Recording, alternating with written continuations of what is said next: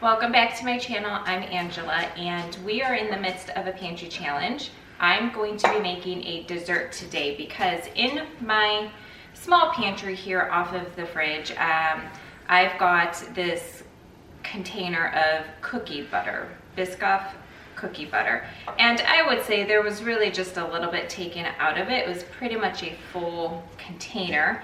It was probably from me because I love this stuff endlessly. So with a dessert in mind for this weekend, we'll enjoy it today and tomorrow. My family loves brownies. It's the one thing I think we agree on. And you know, to have a family agree on much of anything seems almost impossible at times. But brownies is something that we all have a love affection for. And so I thought, why not combine the two? I seen this recipe on Pinterest and thought, perfect, I can get this out of my pantry. Wonderful. So first step was to get some parchment paper into the brownie pan.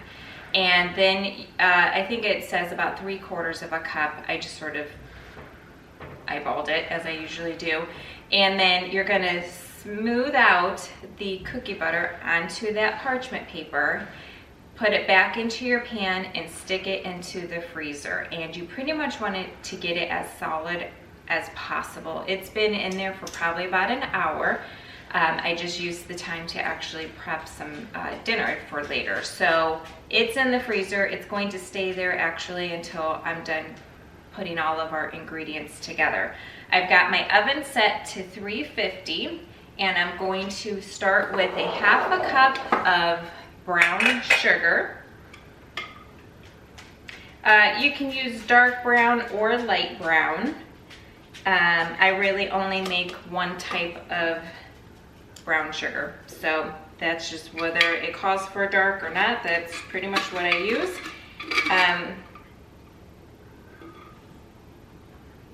I don't know, gosh.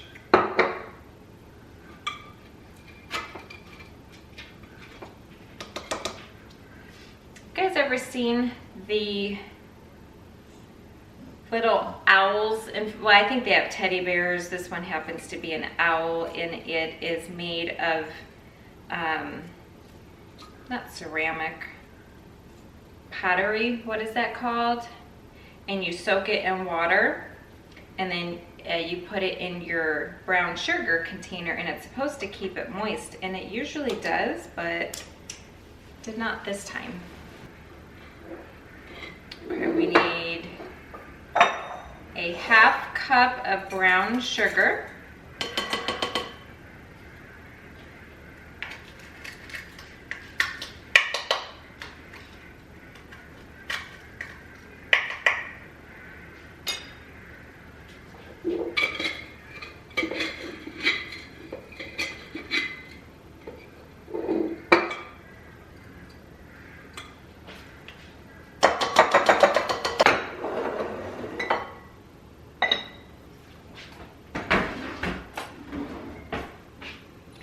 Half cup of your white sugar.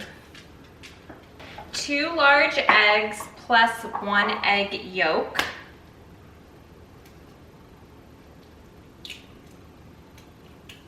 Wait.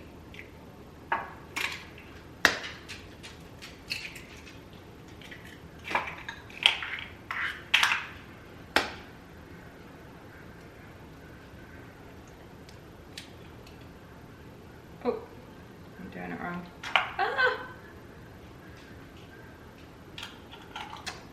Oi, oi, oi.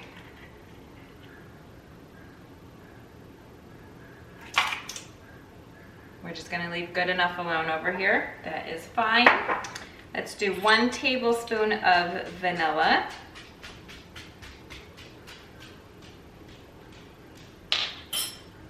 Gotta refill my vanilla.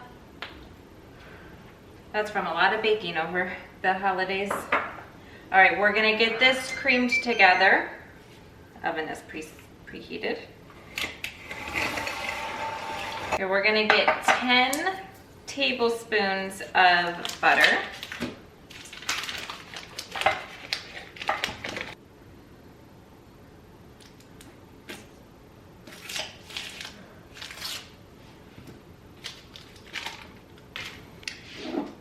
And 2/3 cup of chocolate chips,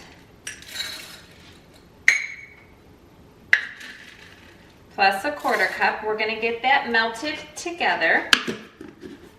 I'm just gonna do it in the microwave. Sometimes I'll do a double broiler type of method. I'm just using the microwave today.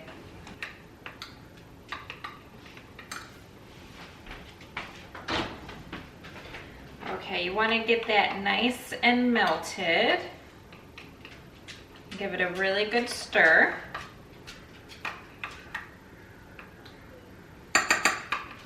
We're going to, we're going to add in a 1/4 cup of cocoa powder. You really want to do a good unsweetened Dutch cocoa powder.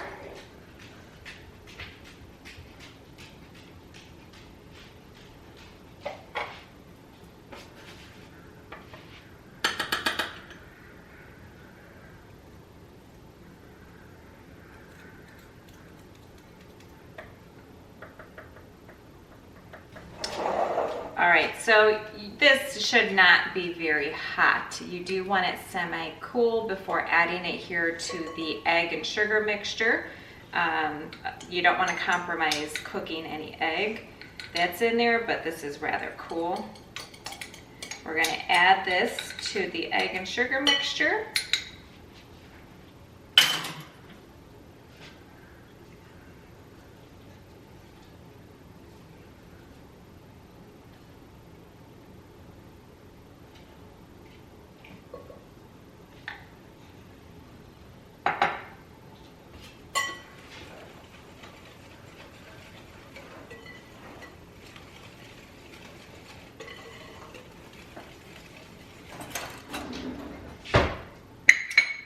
Two-third cup of all-purpose flour plus 1 tablespoon.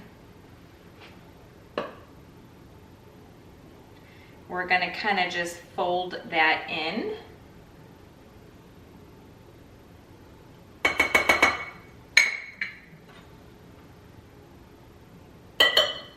And a 1/2 teaspoon of salt. Okay. Just fold it in, David. Just fold it in. I can't never look at a direction like that the same way ever again. You just fold it in.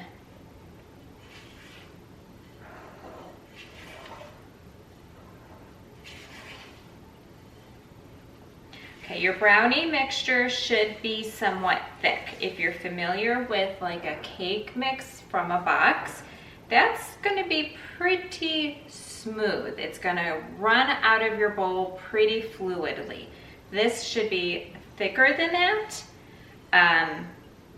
but once you stop stirring, it should all melt back, right? You don't want it to be so thick that it kind of stays in its place. And you don't really want to mix it too much. You don't want to overwork your brownie batter. All right, that's looking very good. All right, so now I'm gonna go and get from the freezer the Biscoff that we prepared earlier. All right, so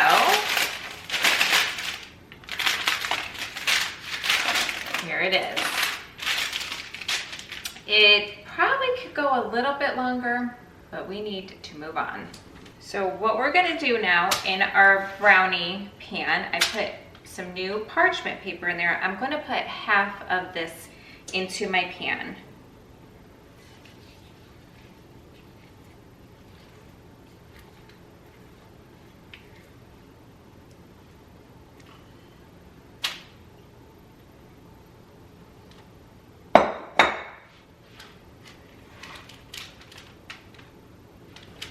Okay, with your 1/2 of the brownie batter here in your pan smoothed out.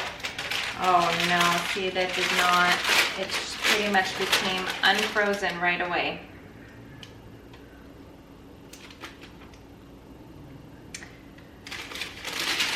My recommendation would be to do that step like in the morning if you're going to be making this later in the day.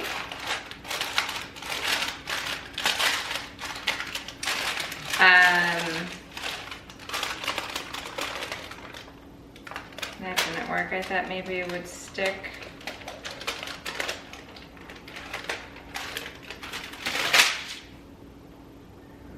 Problem solving. That's what we're gonna do. It's the name of the game today.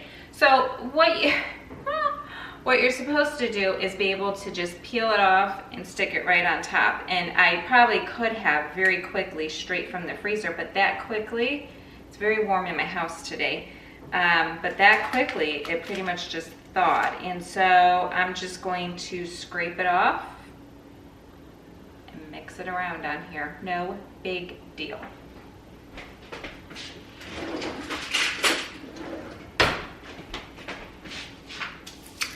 Listen, I've got problems in life, and this is not going to be one of them.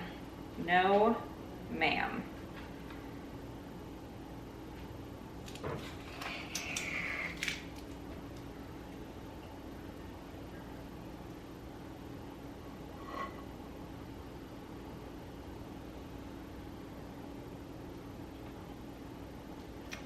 I would argue if that step is even necessary, but again, I guess if you do it well in advance, I'm sure it is a nice little hack, if you will, but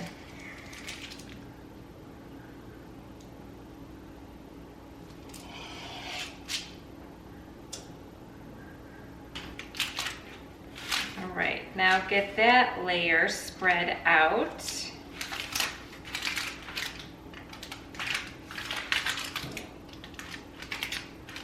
I tell you, I thought I did something there. I thought, oh, this will be easy.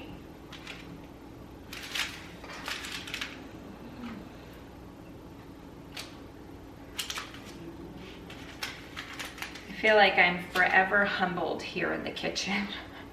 Oh, you thought you were gonna, make life easy for you? No, not so fast.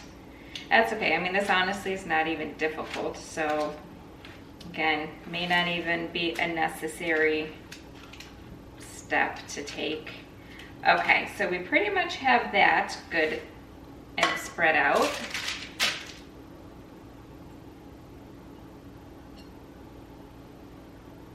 Let's get the rest of our brownie batter here into the pan now.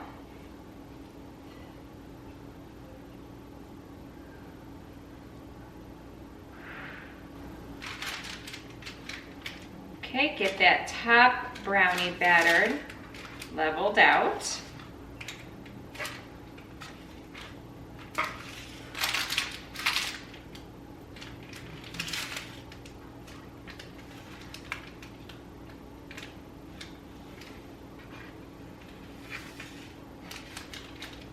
Okay, so this definitely could be ready as is. It could certainly go into the oven just like that, but of course we have to step it up a notch, and we're going to get a little bit more of this Biscoff here into a small container, and I'm going to get it into the microwave because I want to be able to drizzle it. I do not have the actual brand of the cookie butter cookies, the Biscoff cookies, but I do have Benton's speculoos. Oh gosh, speculoos. I'm pretty sure it's the same thing.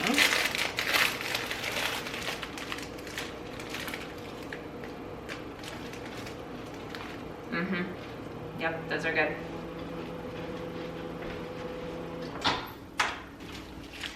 All right, I'm going to get some of these into a bag. Looks like 8 or 9 of them.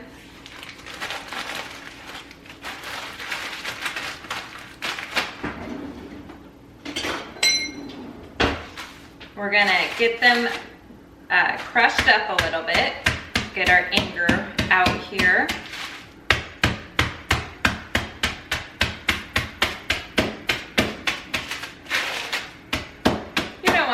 super fine. You just kind of want them crushed. Okay. Oh, geez. Okay, I'm going to get this spread out here on top.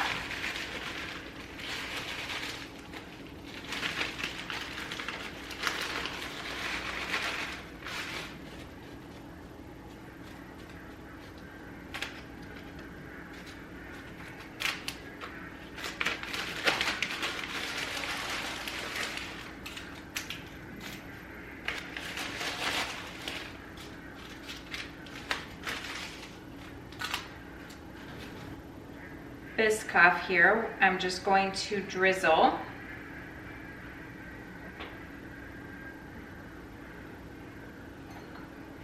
over the top.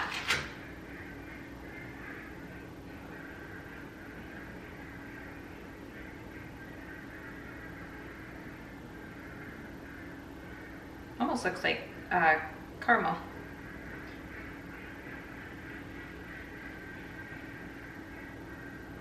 Don't know how pretty it's going to be when it comes out, whether you'll see this design or not, so I don't know, may or may not be necessary, we will see.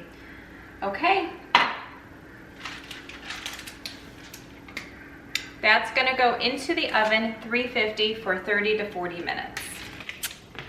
Okay, this is the Biscoff brownie. It is time to see how well these came out.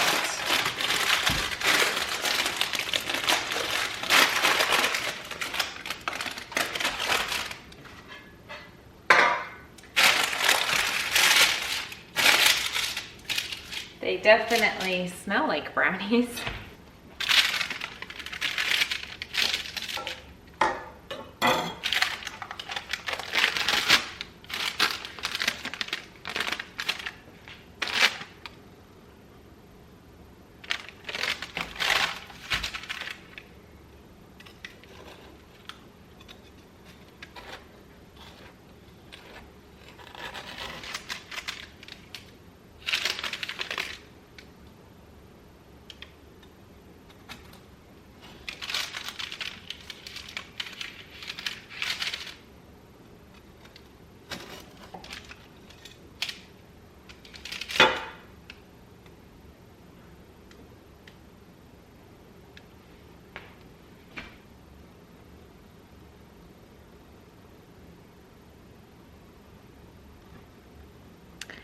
So these are definitely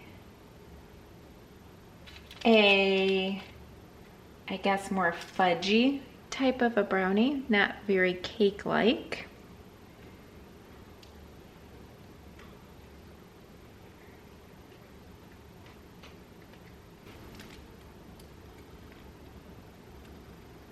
I'll tell you what.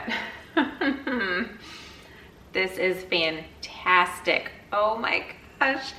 It is so good. Now for me personally, although I do absolutely love brownies, I'm a bit more of a pastry type of girl, so I like donuts, eclairs, pastry type of desserts, and I like cheesecake. When it comes to chocolate, I tend to can only really take a little bit at a time. I'm not a huge chocolate fan. So the Biscoff is also a little rich.